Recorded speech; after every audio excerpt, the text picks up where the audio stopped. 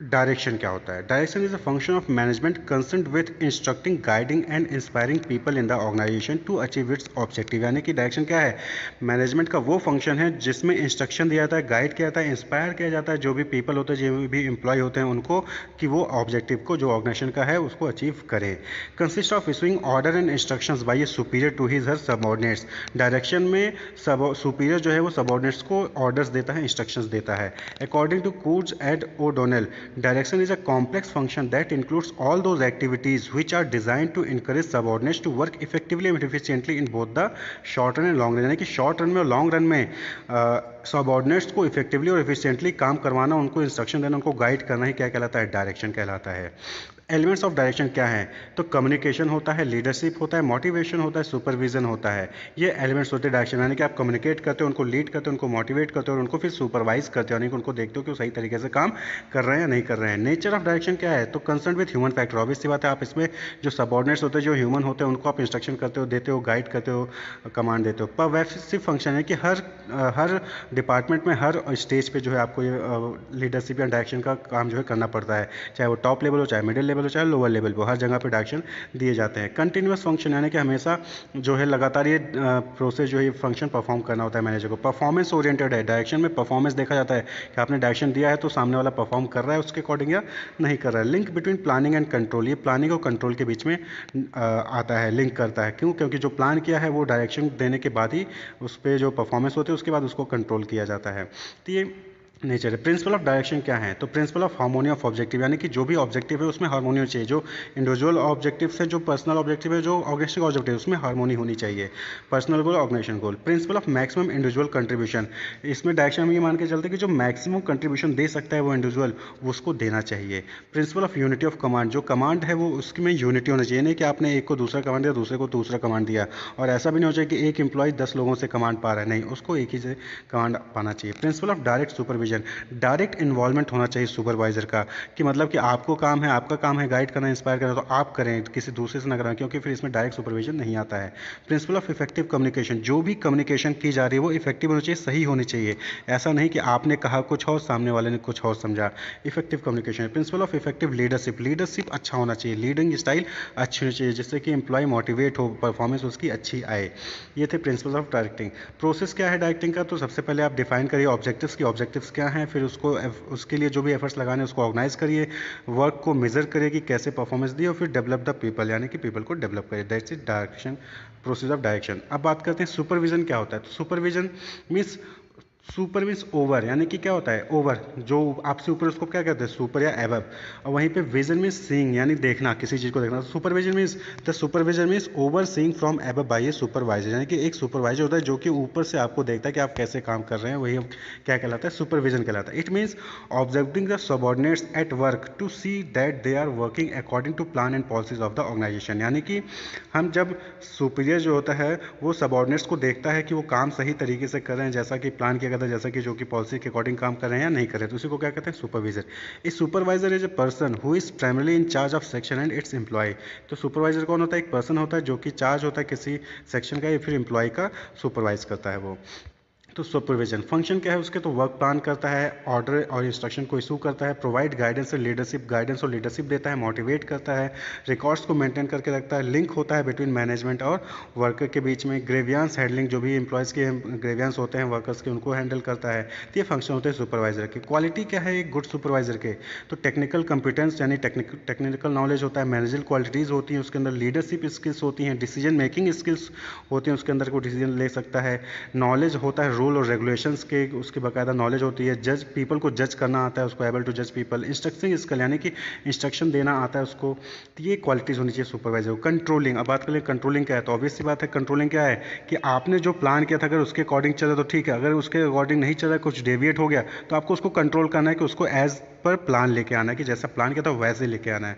तो process of measuring current performance and guiding towards pre determined objective, यानी कि जो हमारा करंट परफॉर्मेंस है उसको मेजर करना, और जो हमने पहले से डिटरमाइन किया था कि हमारा जो ऑब्जेक्टिव है उसके अकॉर्डिंग उसको ले आना। According to Koontz and Weihrich, the managerial function of controlling is the measurement and correction of the performance in order to make sure that the enterprise objective and the plans devised to attain them are accomplished। यानी कि ये वो managerial function है जिसमें हम major करते हैं और करेक्ट करते हैं अगर कोई डेविएशन होता है, अगर कोई चेंज होता है, ताकि हमारा जो इंटरप्राइज का ऑब्जेक्टिव उसको फुलफिल किया जा सके। कैरेक्टरिस्टिक्स क्या है कंट्रोलिंग की? तो परवेसिव फंक्शन, यानी हर स्टेज पे, हर डिपार्टमेंट में और हर लेवल पे परफॉर्म किया जाता है। फॉरवर्ड लुकिंग है, हम फ्यूचर की सोच के चलते हैं इसमें कि कहीं हमारा परफॉर्मेंस डेविएट ना हो जाए, इसलिए हम कंट्रोल करते रहते हैं लगातार। एक्शन ओरिएंटेड है, जो भी एक्शन किए जा रहे हैं उसके पे डिपेंड करता है। कंटिन्यूस प्रोसेस है, ऑब्वियस सी बात है कि कंटिन्यूस प्रोसेस, कंटिन्यूस हमें कंट्रोलिंग करनी पड़ती है। और डायनेमिक प्रोसेस है, यानी कि कंट्रोलिंग करने का तरीका हमेशा चेंज होता रहता है। अब हम देख लें कि क्या स्टेप्स हैं कंट्रोल प्रोसेस के। तो पहले हम इस्टेब्लिश करते हैं स्टैंडर्ड, एक स्टैंडर्ड बनाते हैं, फिर हम मेजर करते हैं परफॉर्मेंस के एम्प्लॉय के, फिर एम्प्लॉय उसको कंपेयर करते हैं जो भी हमने स्टैंडर्ड बनाया था परफॉर्मेंस का। उसके बाद अगर चेंज होता है तो हम करेक्टिव एक्शन लेते हैं, यानी इफ़ नो, अगर कोई चेंज नहीं है तो हम कंटिन्यू रखते हैं, जो वर्कर जो जैसा काम कर रहा है उसी की तरह वो अपना काम करता रहे। अगर लगता है कि नहीं हमें कुछ करेक्टिव एक्शन लेना चाहिए तो फिर हम उसको करेक्टिव एक्शन लेके उसको दोबारा से एक स्टैंडर्ड बनाते हैं, फिर से मेजर करते हैं परफॉर्मेंस, फिर उसके साथ कंपेयर करते हैं स्टैंडर्ड के साथ, और फिर देखते हैं कि हाँ सही चल रहा है फिर गलत है। अब आते हैं ऑपरेशनल कंट्रोल में। तो इसमें प्री कंट्रोल, पोस्ट कंट्रोल और कंकरेंट कंट्रोल होता है। तो प्री कंट्रोल मीन्स काम होने से पहले, यानी कि जो आप टास्क परफॉर्म करने जा रहे हैं उससे पहले के control the quality, quantity and other characteristics of the input to the process. यानी जब हम कोई इनपुट डालते हैं प्रोसेसिंग में, प्रोडक्शन के तीन होते हैं, इनपुट, आउटपुट, इनपुट, प्रोसेसिंग और आउटपुट। तो जो इनपुट पे हम जो क्वालिटी कंट्रोल करते हैं, कंट्रोलिंग करते हैं, वो क्या कहलाता है? Pre control. उसकी क्वालिटी क्या होगी, क्वांटिटी क्या होगी, कैरेक्टरिस्टिक्स क्या होगा, उसको कहते हैं प्री कंट्रोल। कंकरेंट कंट्रोल, जब वो इनपुट जो है प्रोसेस में होता है, कन्वर्जन प्रोसेस में होता है, तो उस वक्त जो कंट्रोलिंग की जाती है उसको हम क्या कहते हैं? कॉन्करेंट कंट्रोल, यानी कि वो साथ ही साथ कंट्रोल चलता है।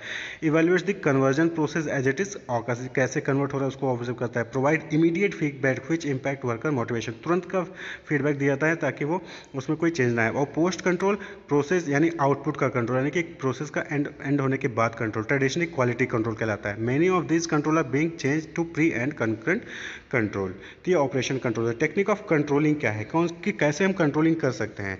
तो ट्रेडिशनल टेक्निक्स हैं जैसे कि पर्सनल ऑब्जर्वेशन, आप ध्यान से देखते रहिए कि एम्प्लॉय जो है सही तरीके से काम करे नहीं करे। अगर आपको जैसे ही लगे कि गलत करे तो आप तुरंत टोक सकते हैं, करेक्ट कर सकते हैं। स्टैटिस्टिकल डेटा, पुराने डेटा का यूज़ करके कर सकते हैं। स्पेशल रिपोर्ट्स और एनालिसिस होते हैं, उसका यूज़ करके आप कंट्रोलिंग कर सकते हैं।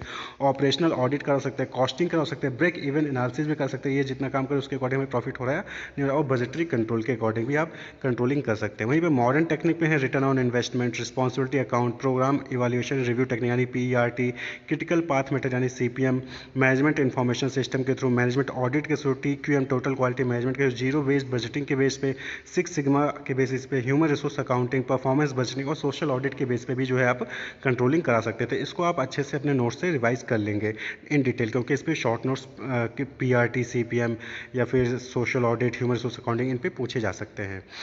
फिर हम देखेंगे MBE क्या होता है, यानी कि management by exception. Management exception a policy by which management devotes its time to investigating only those situation in which actual result differ significantly from plan result. यानी कि ये वो पॉलिसी है जिसमें मैनेजमेंट ज़्यादा टाइम देता है इन्वेस्टिगेशन करने में, जिसको लगता है वो कि ये सिग्निफिकेंटली डिफरेंट होता है प्लान रिजल्ट से, जो भी हमने प्लान किया उसके अकॉर्डिंग ये डिफरेंट होगा, तो उसमें वो क्या करता है, ज़्यादा टाइम डिवोट करता है। तो policy by which management devotes its time to investigating only those in which actual result differ from significantly from plan result, यानी कि जो हमने प्लान किया है और जो एक्चुअल रिजल्ट है अगर वो डिफर करता है तो उस केस में मैनेजमेंट जो है उसमें टाइम देता है, इन्वेस्टिगेट करता है। तो the concept of MBE was propounded by Frederick Winslow Taylor.